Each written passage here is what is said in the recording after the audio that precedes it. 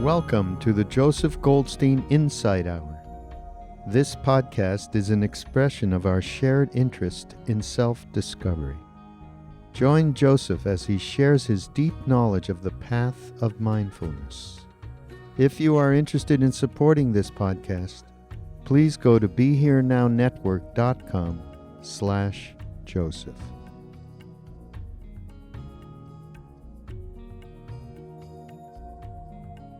Last week, we began the discussion of the Four Noble Truths, which is the last of the contemplations in the Satipatthana Sutta, the discourse on the foundations of mindfulness. We explored the Noble Truth of Dukkha, which is the Pali word for unsatisfactoriness, unreliability, for the ultimately unsatisfying nature of conditioned phenomena. So tonight we'll continue discussing the Buddha's instructions on the second Noble Truth. And this is from the text. How does one contemplate Dhammas in terms of the Four Noble Truths?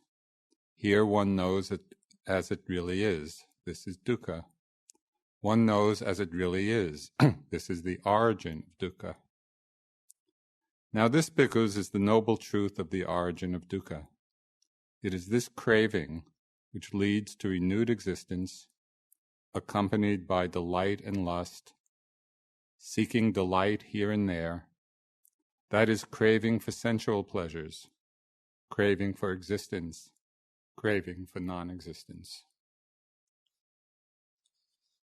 So that description of the origin of dukkha comes from the very first discourse the Buddha gave after his enlightenment. So what is the origin of dukkha? Craving. Craving for sense pleasures, for existence, for non-existence.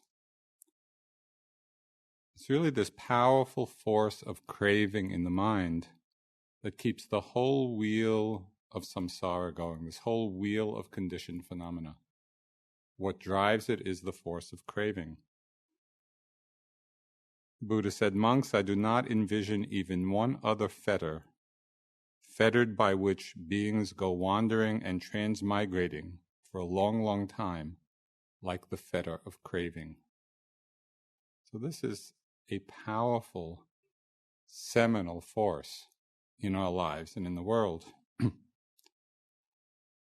So what is craving, and how do we actually experience it, both in our lives and in our practice?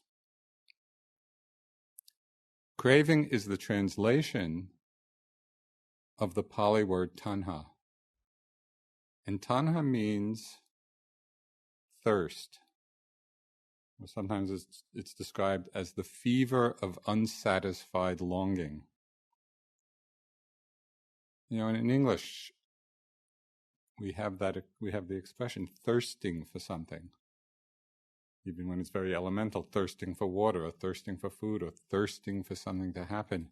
And it gives a sense, just that word gives a sense of the compelling force, the compelling power of craving. It's this quality of thirsting. And it's just the opposite of peace. It's the opposite of the coolness of peace. Now, we often use the words craving and desire synonymously, but this can sometimes be confusing because the word desire in English has several different meanings. Sometimes we use the word desire to mean that thirsting, that craving, that is rooted in greed. But sometimes we use the word desire to refer simply to the motivation to do something. We have a desire to do, and a desire to accomplish some aim. So this is not necessarily craving, even though we're using the word desire. This desire to do can be either skillful or unskillful, depending on the motivation associated with it. But in the context of tonight's talk, I'm going to use the word desire and craving synonymously. So in the context of tonight's talk, when you hear desire, think of that particular kind of desire, which is that craving, that thirsting. The Buddha spoke of 3 kinds of craving. Desire for sense pleasures, desire for existence, or what's called the desire for becoming, and the desire or craving for non-existence, or non-becoming. Now, the first and the most obvious of these is the desire for sense pleasures. It's what we're most familiar with. This is desire for sights and sounds, smells and tastes, pleasant bodily sensations, desire for those sense objects that are pleasant, that are agreeable, that are desirable, the ones that we wish to happen. We might also include in this desirable for pleasant mind states, and think of the mind as the 6th sense. So all of this craving for sense pleasure, desire for pleasing objects, this is just our usual engagement with life. Doesn't seem particularly special or even noteworthy. Enjoying and wanting what is pleasurable, avoiding as best we can what is disagreeable. So left to our own devices, we would probably just go along in this cycle. It seems so ordinary. But the Buddha right here begins a very revealing analysis of this situation. He didn't condemn sense pleasures as being sinful. So that's not part of the teaching. Rather, in his quest for enlightenment, he used an introspective scientific method which led him to ask some very basic questions about his experience. And the first question he asked was, what is the gratification in the world? So he just looked. He looked at his experience, he looked at the world, asked the question, what is the gratification in the world? And as a young prince, he himself had enjoyed thoroughly all the various strands of sense pleasures. They were not foreign to him. And then, as recounted in the discourses, the thought came to him, whatever pleasure and joy there is in the world, this is the gratification in the world. If there were no pleasure and joy in the world, beings would not become enamored with it. So it's precisely because there is a gratification, there is a joy, there is a pleasure, that we become enamored with the world, that we desire or crave these sense pleasures. So rather than simply listen to the Buddha's words here, and let them pass through, I think it's helpful to follow his lead and really ask ourselves the same question. So we look at this question deeply. We don't just consider it in a superficial way. What is the gratification that we find in our lives? What is the gratification in our world? What sense experiences are we enamored by? So we should look carefully at this. This is a question that led to the Buddha's awakening, and maybe it would lead to our own. So when we look, what is the gratification in our lives? We see that the joys and pleasures and cravings come in a wide range of intensities and frequencies. On one end, there might be obsessive cravings. Those desires that really obsess us in our lives, they might be addictive cravings, for food, for sex, for alcohol, for drugs, for success, for power, for wealth. Might be cravings for possessions, for fame, for comfort, even craving for love. These can all become obsessive And when we look at the world's literature, a lot of it is about just these passions in people's lives. And in so many ways, our culture fosters and values this kind of craving. How many email spams have you gotten where the tagline is, increase your desire? As if somehow this is a good idea, and this is something we should aim for. And I saw one magazine ad, which really captured at least American culture. It said, instant gratification just got faster. Shop Vogue.com.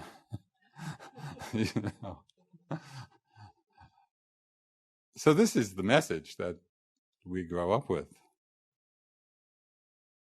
We may have many of the same kinds of desires, but perhaps not on an obsessive level. We don't feel perhaps addicted by them, but still as the driving force behind many of the choices we make in our lives. So it's worth looking. What are the cravings? What are the pleasures that drive our choices? What moves us to act? We really need to wake up to this so we become conscious of it, rather than simply be carried along on the very powerful habitual energy of these desires and cravings. It's a powerful force in the mind. It drives our lives. So we want to begin to look to see, okay, how is it unfolding? We can also watch craving just as a passing thought of wanting in the mind. Not some big obsessive thing, or not even kind of a strong, major desire in our lives, but just a passing thought, a passing want, a passing desire.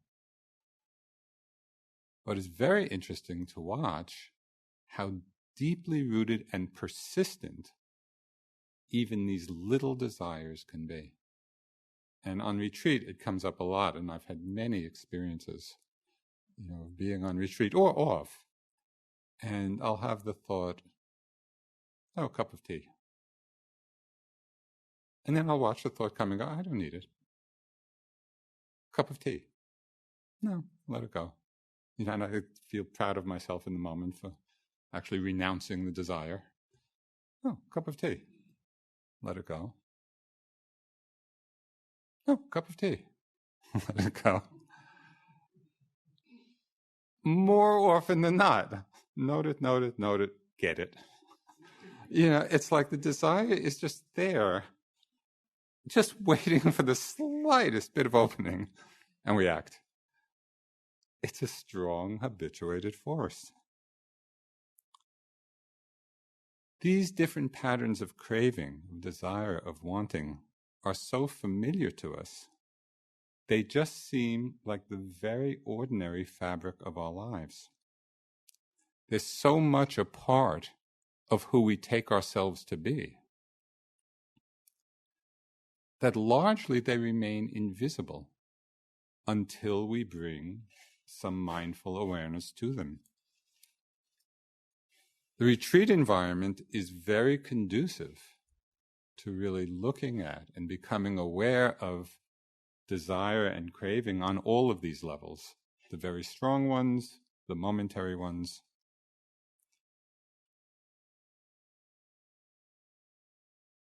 In the undistractedness of this environment, we can really see clearly the gratification that comes. Because just as the Buddha said, there is a gratification, there is a joy, there is a pleasure from different sense objects. So we see that. We see the gratification. Then we see the craving that arises because of that. So as part of your practice during the day and night, notice what you become enamored by. Just you're going through the day, watch what pulls your mind. Watch what desires arise. And notice the craving that can follow. It might be the enjoyment of pleasant fantasies and wanting them to continue. It could be enticing sexual fantasies, or just sitting and enjoying, or food desires, or maybe fantasies about relationships. How many yogi hours have been spent lost in the fantasies of Vipassana romances? Whole relationships played out in the mind where we don't even know the person. It's all just a creation, of our own thought process. Now, at some point of investigation and awareness and self-reflection, it's possible that we can begin to resonate with the Buddha's words when he said, "Whatever gratification there is in the world, that I have found." So he looked to see what is the gratification. He investigated, okay, I've seen the gratification that is possible. So have we come to that place yet? Or are we still holding out hopes for some new and unexpected gratification of the senses that may come our way? It will only be one of 6 things.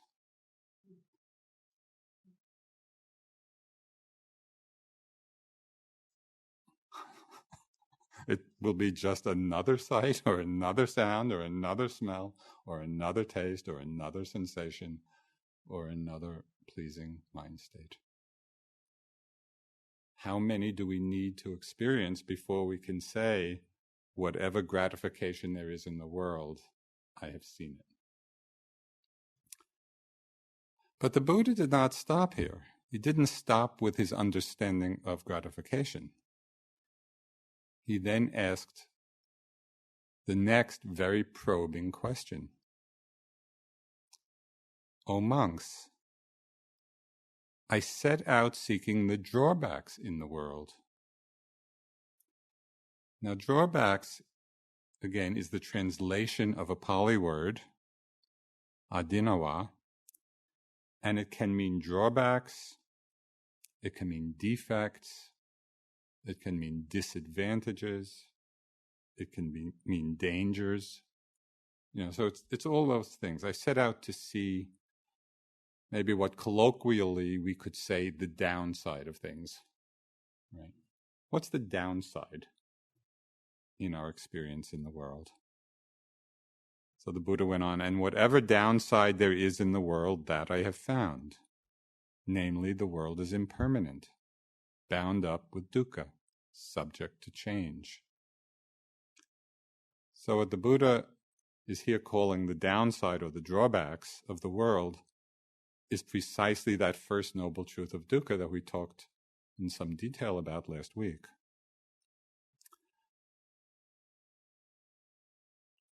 How many of us, though, when times are good, when we're enjoying the various joys and pleasures of our lives, and the joys and pleasures of the world, how many of us have enough prescience or foresight to stop and consider, in the midst of the joys and the pleasures, what are the drawbacks here?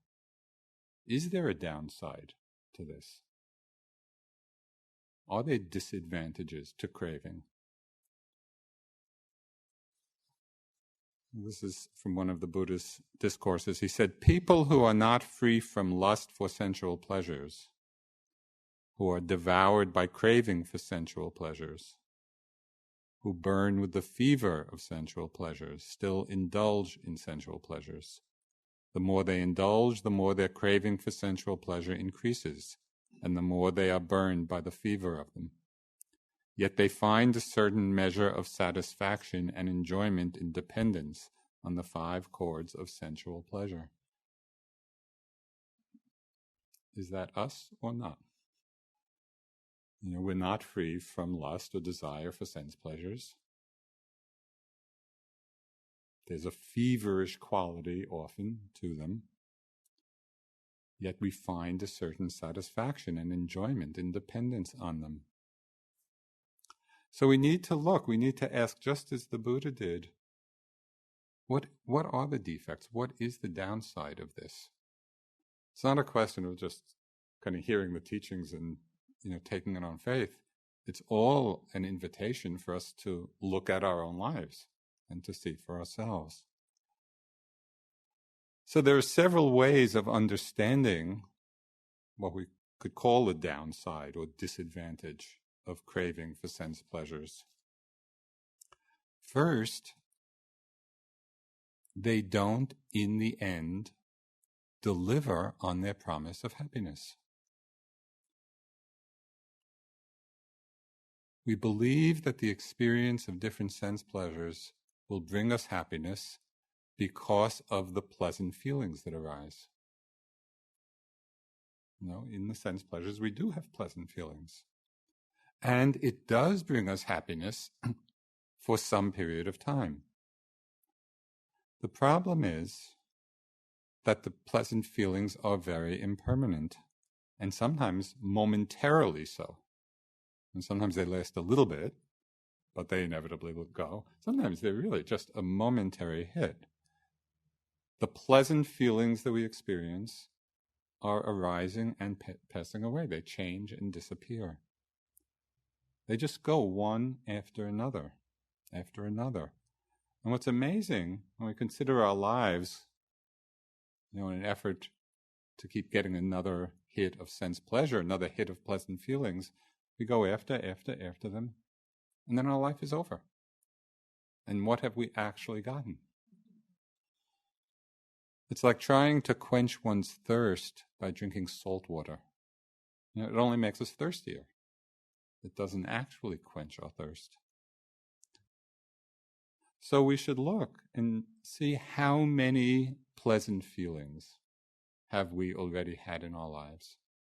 How many different sense enjoyments have we had? Countless. And in that way, we're quite privileged. So much sense pleasure is available and that we've experienced. And yet we never come to a place of completion. We never come to a place of fulfillment. It's always wanting and waiting and anticipating the next one. So how much of our lives and our energy do we want to invest in this pursuit? It's endless. Now, most of us do live our lives as lay people, so we're engaged in the world. We're engaged in the world of sense objects, of sense pleasures. We're not practicing the life of a monastic renunciate. And so we do enjoy the sense pleasures that are there to some extent, but still, I think for most of us, there is a deep knowing within us that ultimately it's not the way to peace. Because if in some deep way you didn't know that, you wouldn't be here. It's not really the place that people come for a vacation. Dharma practice opens us to possibilities of a much greater happiness in our lives. And I think we all have a sense of that. This is again from the Buddha. Formerly, when I lived the household life, I enjoyed myself, provided and endowed with the 5 chords of sense pleasure. On a later occasion, having understood as they really are the gratification, the defects and disadvantages, and the release in the case of sense pleasures, I abandoned craving for them. I removed the fever of them, and I dwell without thirst, with a mind inwardly at peace. There is a delight apart from sense pleasures, apart from unwholesome states, which surpasses even divine bliss. Since I take delight in that, I do not envy what is inferior, nor do I delight therein. So that's kind of a beacon for us, of a happiness much greater than our usual mode.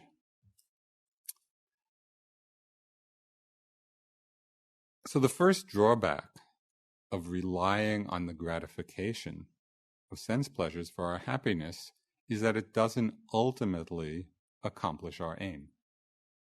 That's the first drawback of it. That's the first downside. It doesn't do what we hope it will do.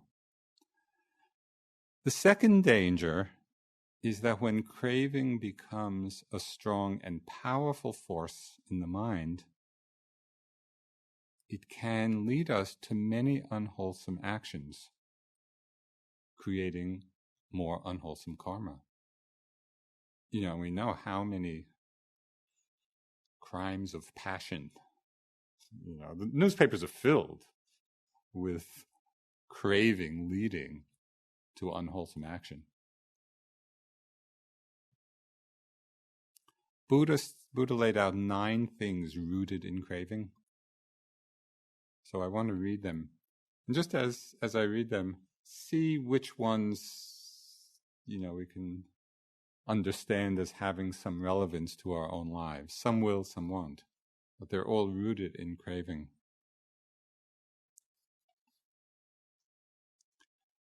Monks, I shall teach you 9 things rooted in craving. Listen and attend carefully. Because of craving, there is pursuit. Because of pursuit, there is acquisition. Because of acquisition, there is decision. Because of decision, there is desire and lust. Because of desire and lust, there is selfish tenacity. Because of selfish tenacity, there is possessiveness. Because of possessiveness, there is avarice.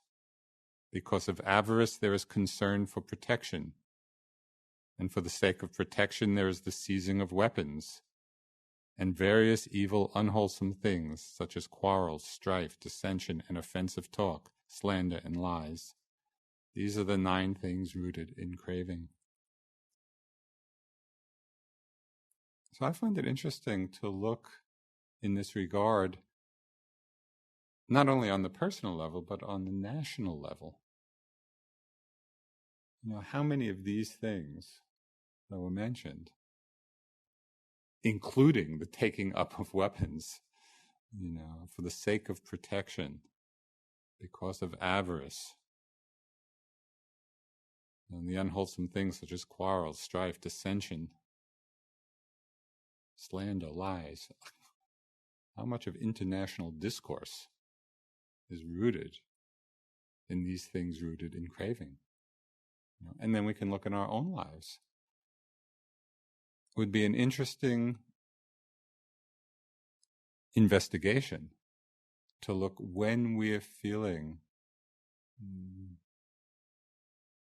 in some uneasy relationship.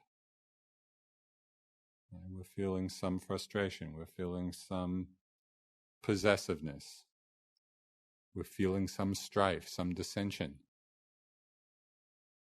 Just to look. Let that be a mindfulness bell to look to see what is the craving underneath it. What is it that we're thirsting for that is leading to that result?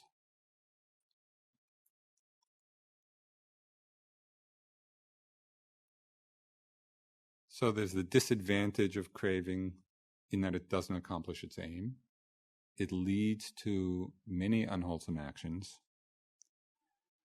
We can also see the disadvantages of craving just in the way we undertake our meditation practice.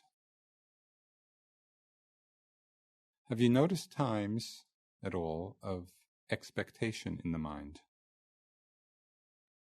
A wanting some pleasurable experience, expecting that to happen, or expecting a present pleasant experience to remain.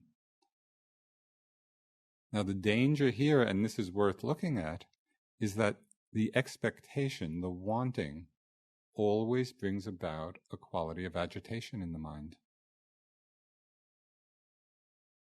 The craving, the wanting, the expectation always creates suffering. What makes this kind of craving so particularly seductive is that it often comes disguised as aspiration.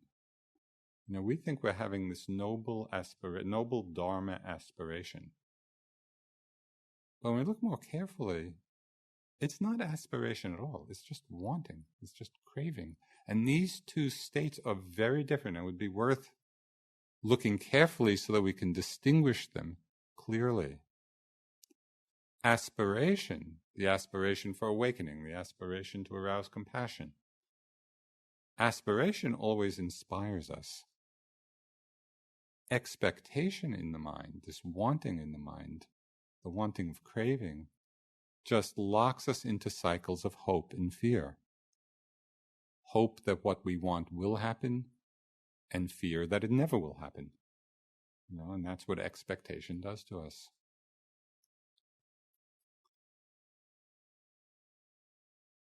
When we have the courage to investigate the drawbacks of the world, the downside of our experience, even in the midst of our various gratifications, our various joys and pleasures, when we have the courage to look deeper, to enlarge the scope of our vision, it can lead us to a wiser relationship with the world. And the Buddha pointed this out very directly. He said, if there were no downside, if there were no drawbacks in the world, beings would not become disenchanted with the world. But because there are drawbacks, beings become disenchanted with them.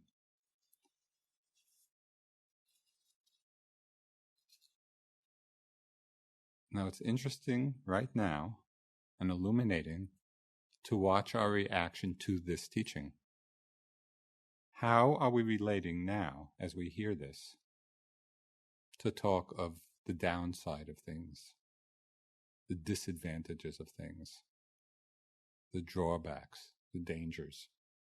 When we hear those words as a suggestion for something wise to do, how do we feel? How do we relate to the idea of disenchantment? Does it seem gloomy? Does it seem fearful? Why would I want to do that? Or when we hear these words, this Buddha's probing question, what is the downside of things? Does it depress us? Or does it bring about a sense of openness, a sense of relief in the possibility of seeing things more completely? It's helpful to look a little closer at the word disenchanted. So we're talking about becoming disenchanted with the world. What does disenchanted mean? It means to wake up from a dream-like state of ignorance, a dream-like state of enchantment. And this is what happens in all the great fairy tales. The wicked witch, puts somebody in a spell of enchantment, and then at the end, something breaks the spell, and we wake up to a greater reality. So just as an example of how this might work, imagine yourselves, on a beautiful beach. The sun is out, and the ocean looks very inviting, and you're running across the beach, kind of anticipating just diving into the beautiful ocean and the waves. And then all of a sudden you see a sign, a warning sign. Caution, dangerous undertow. Do you feel angry at the sign? Or angry at the ocean for having an undertow? Or do you feel a sense of relief now knowing the danger, knowing the caution?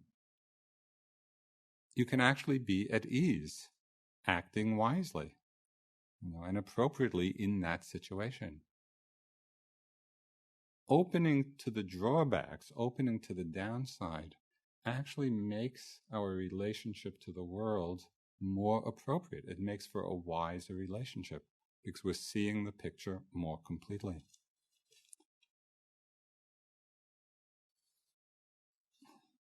And this is from the Buddha.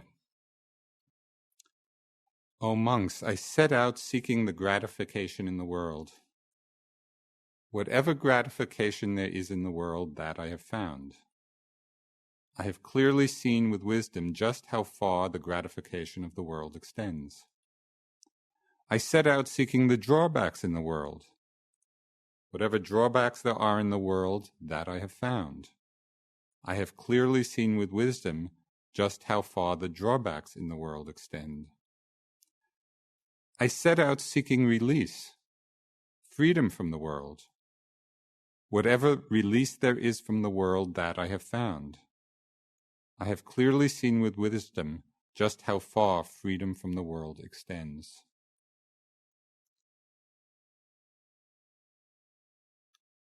So we need to take care here how we understand these words, particularly the phrase release from the world, freedom from the world. It could conjure up someone, release from the world or escape from the world, could conjure up someone unable to cope, derelict in their responsibilities, indifferent to the world around them. That might be one way we hear these words, the Buddha saying, I have found release from the world. And many people in the Buddha's time had just these thoughts. They would sometimes call the Buddhist monks shavelings, which is a great word. Well, there come the shavelings, suggesting that they were kind of simply freeloaders, escaping from the world.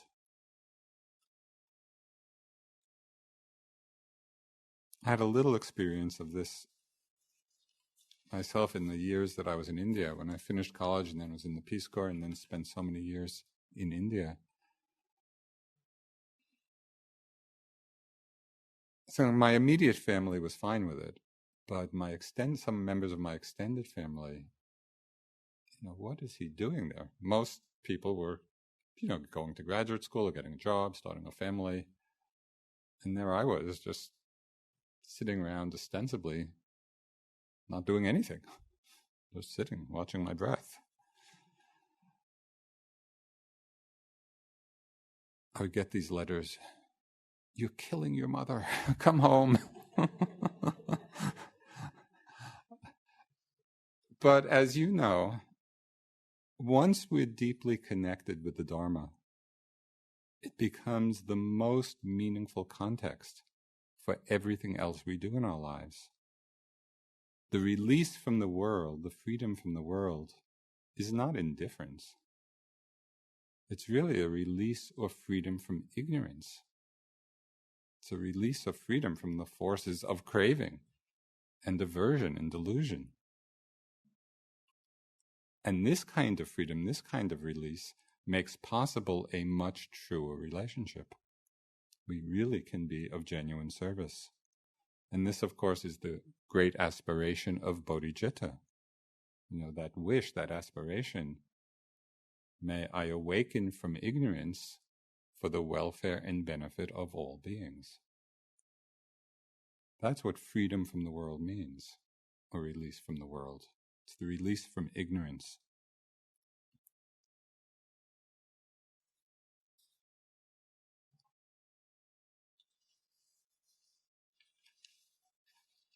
Bodhicitta then manifests as this amazing quality of compassion. So I want to read it's a little Zen dialogue that captures the relationship to the world when we're released from it, when we're free in it. And I'm not sure I'm going to have the pronunciation right, but it's a dialogue between two people, Yunyan and Dao Wu. Okay, so Yunyan asks, why does the Bodhisattva Kuan Yin, the Bodhisattva of compassion, have so many hands and eyes? She's often represented as 1,000 hands, 1,000 eyes. And Dao Wu says, kind of Zen fashion, which is very hard to understand, it's like reaching back for your pillow in the dark. Yunyan says, I understand. And Dao Wu asks him what he understands, which I'm glad he did. And Yunyan says, the whole body is covered with hands and eyes. The whole body is covered with hands and eyes. Dao Wu says, almost. Almost right, but not quite. Yunyan says, then what do you say? And Dao Wu replies, there's nothing but hands and eyes. And I don't know what this did for you, what it did for me, but it just took away the sense of anyone doing compassionate action. All that's left is compassionate action. The whole sense of self is gone when we awaken from ignorance. So all that's left are hands and eyes. There's nothing but. Okay, so we've talked a lot about desire for sense pleasures, the first kind of craving. The second kind of craving the Buddha talked about goes even deeper. And it's the craving for existence, the craving for becoming. This is the basic urge or desire to be, to exist. It is a desire for continuing existence, particularly in pleasant realms. And we may or may not believe in the Buddha's teachings on rebirth and planes of existence. But for us, there's also a much more immediate way of experiencing this kind of craving, the craving to be, the craving to become. We can see it very clearly in the planning mind. Now, what happens when we're planning, especially when we're lost in planning? We're imagining ourselves in some future situation and then engaging in all the thoughts and actions that will get us there. Just notice how often during the day we get lost in the mind creations of a future self. I'll go here, I'll do that, I'll be this. Our mind is just creating these future scenarios.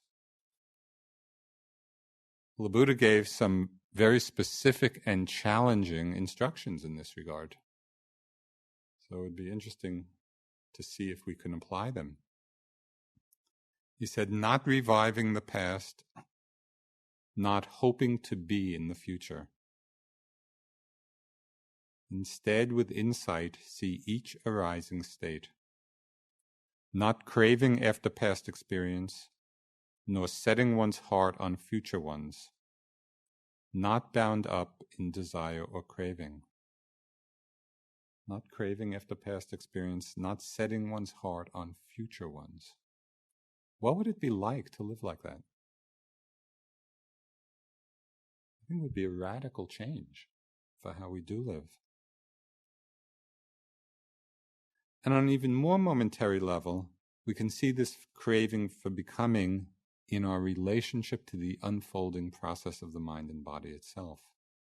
So just notice, and I think this is probably familiar to you, notice how often it's as if we're leaning into the next moment, as if somehow the next experience, the next breath, the next sensation or thought will resolve everything, will complete everything. It's as if we're always waiting for the next thing, as if the next thing will, then will be complete.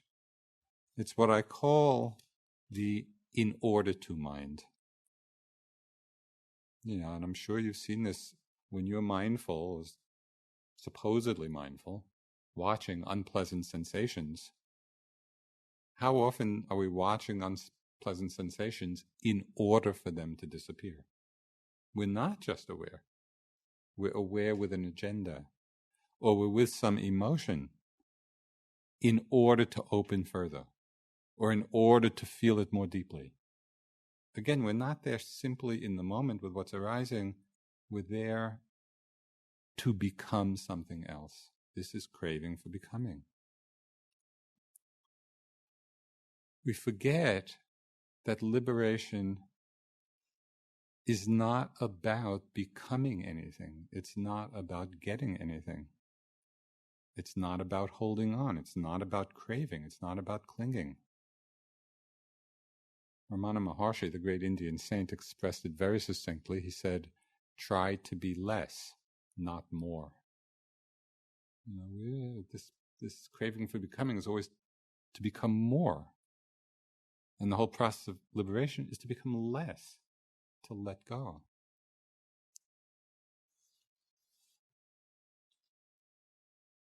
This is from one of the great Tibetan Dzogchen masters of the last century, Dilgo Khyentse Rinpoche. He said, if we have interesting experiences, either during or after meditation, we should avoid making anything special of them. To spend time thinking about experiences is simply a distraction.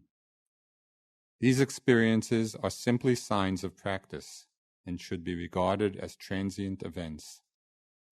We should not attempt to re-experience them, because to do so only serves to distort the natural spontaneity of mind. All phenomena are completely new and fresh, absolutely unique, and entirely free from all concepts of past, present, and future. They are experienced in timelessness. So that's the possibility for us when we're free of craving. Either craving for sense pleasures, craving for meditation experiences, craving for becoming. All phenomena are completely new and fresh, absolutely unique, and entirely free from all concepts of past, present, and future. They are experienced in timelessness. Okay, so the first kind of craving is the craving or thirst for sense pleasures. The second is the craving for becoming, craving for existence. The third kind of craving the Buddha talked about is the craving for non-existence. This is the sense, life is so bad, this experience is so bad, if only I could not be. It's not wanting to be, it's wanting to not be. There was a time in my practice, and it's a time of having a lot of dukkha, a lot of suffering. And at that time, Michelle McDonald, his colleague, was going through similar things, and we formed what we called the Dukkha Club. We just kind of commiserated with each other about our suffering. And we had a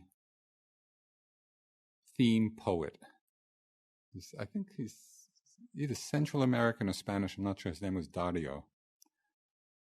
And there was one line from one of his poems which was our theme, and it really expresses this craving for non-existence. The first line of this poem was, "Oh, to be a stone with no feeling at all." And so that's, Michelle and I would just remind ourselves of this. But this craving for non-existence, no less than the craving for sense pleasures or existence, is still rooted in the belief in the view of self. It's a self that doesn't want to be.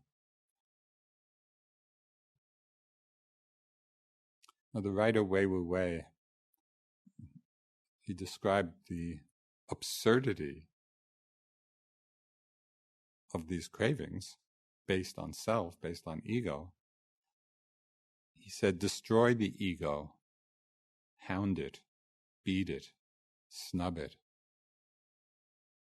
tell it where to get off. Great fun, no doubt. But where is it? Must you not find it first? Isn't there a word about catching your goose before you cook it? The great difficulty here is that there isn't one. And so we spend so much of our lives revolving around this ego, craving for sense pleasures, craving for existence, craving for non-existence. Wei Wu Wei went on to say, whoever thinks that they exist objectively is like a dog barking up a tree that isn't there. So we need to see this for ourselves and to understand this. The great discovery in practice is that on one level, birth and death, existence and non-existence, self and other, are the big defining themes of our lives. But on another level, it's just the dance of insubstantial appearances. It's the magic show of consciousness. Everything that we think is so real, everything that we take to be self. So I want to read just one little piece about this magic show of consciousness. It comes from a book called Why We Feel, The Science of Human Emotions by Victor Johnston. Okay, so just as I read it, it's a few minutes long. Just try to visualize the world it's describing. Consider a world without consciousness. The darkness is a bubbling cauldron of energy and vibrating matter, locked in the dance of thermal agitation. Through shared electrons, or the strange attraction of unlike charges, quivering molecules absorb and emit their characteristic packages of energy with the surrounding fog. Free gas molecules, almost oblivious to gravity, but buffeted in all directions by their neighbors, form swirling turbulent flows, or march in zones of compression and expansion. A massive solar flux and cosmic radiation from events long past crisscross space with their radiant energy and silently mix with the thermal glow of living creatures. Within the warmth of their sticky protein bodies, the dim glow of consciousness is emerging to impose its own brand of organization on this turbulent mix of energy matter. The active filter of consciousness illuminates the darkness, discards all irrelevant radiation, and in a grand transmutation, converts and amplifies the relevant. Dead molecules erupt into flavors of bitterness or sweetness. Electromagnetic frequencies burst with color. Hapless air pressure waves become the laughter of children, and the impact of a passing molecule fills a conscious mind with the aroma of roses on a warm summer afternoon. I like that description because it just highlights that the world of our experience is the magic show of consciousness. It's not that there's substantial self-existent reality to it. It's our consciousness, which is gathering in or interpreting or filtering all of this energy of the universe and creating the world.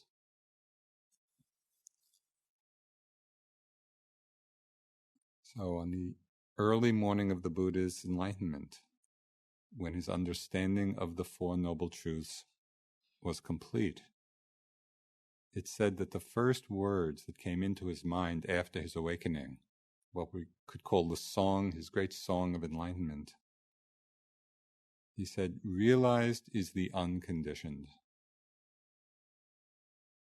Realized is freedom. Achieved is the end of craving. That is the nature of the free mind. Achieved is the end of craving. So we need to look at this noble truth of the origin of dukkha, the force of craving in the mind. See how it plays out on all the different levels we discussed. And then we come to appreciate the Buddha's statement, achieved is the end of craving, which is precisely the discussion of the third noble truth, right? The end of dukkha, which we'll discuss in the coming weeks.